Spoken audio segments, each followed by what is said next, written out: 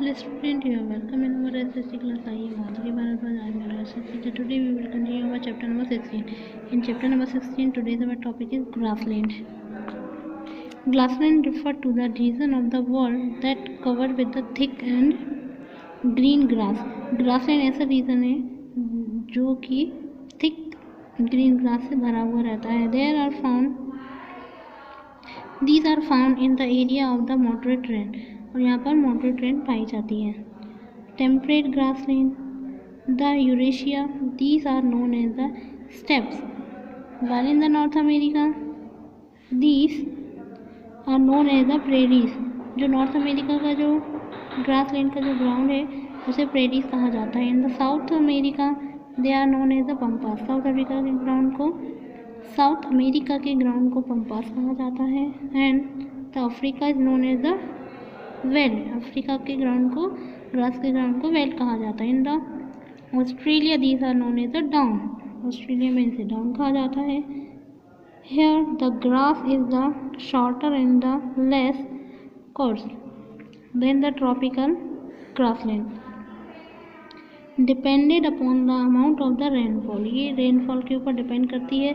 Grasses are the 30 centimetre. जो grasses है वो 30 सेंटीमीटर और 60 सेंटीमीटर हाइट तक जाती है. The trees are less tall than in the tropical grassland.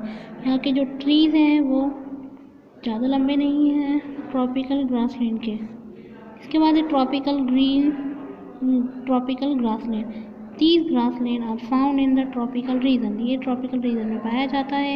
Which receive the moderate to the low rainfall. यहाँ पर रेनफॉल लो मात्रा में पाई जाती है.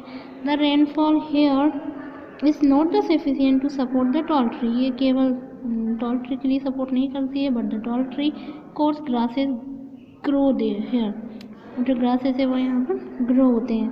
And they grow up to the height of the 3 to 4 metre. और यहाँ इसकी हाइट 3 से 4 मीटर तक रहती है. They are often referred to as the elephant grasses. इन्हें एलिफेंट ग्रासेस कहा जाता है.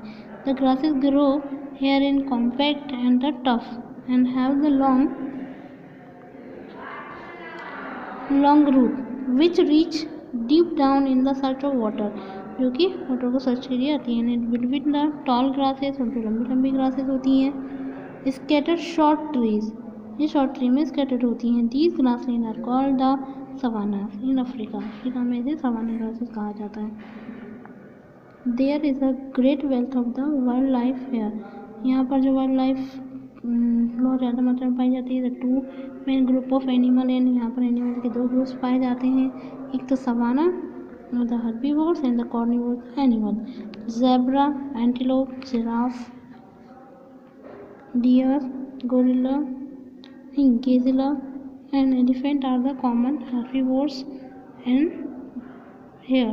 ये herbivores यहाँ पर पाए जाते हैं. while the carnivores include the lion, tiger, leopard, hyena and panther, jackal, puma. all these animals easily hide themselves among the tall grasses. ये tall grasses में अपने आप को छुपा लेते हैं. Tourist from the all over the world visit the savanna. Tourist दूर दूर से सवाना के ग्रासेस को देखने आते हैं. And hunt or the trap animal. वो हंट और ट्रैप करते हैं एनिमल को. Today this is the protected area. अब ये एरिया को प्रोटेक्ट करते हैं. Where the hunting is absolutely ban. यहाँ पर हंटिंग को बैन कर दिया गया है. It is the popular for the safaris. ये सफारीज के लिए भी पॉपुलर है. And the trip to see wild animal. और जो वाइल्ड एनिमल की जो ट्रिप है वो भी यहाँ पर देखी जा सकती है. Shrubs refer to the woody plant. Shrubs woody plant को रिफर करता है. Smaller than the trees. These are found in the dry desert like the area. ये ड्राई डेजर्ट एरिया में रहती है. इसके बाद डेजर्ट वेजिटेशन जिसे हम कल पढ़ेंगे. It's enough for today. We will continue tomorrow. Thank you so much.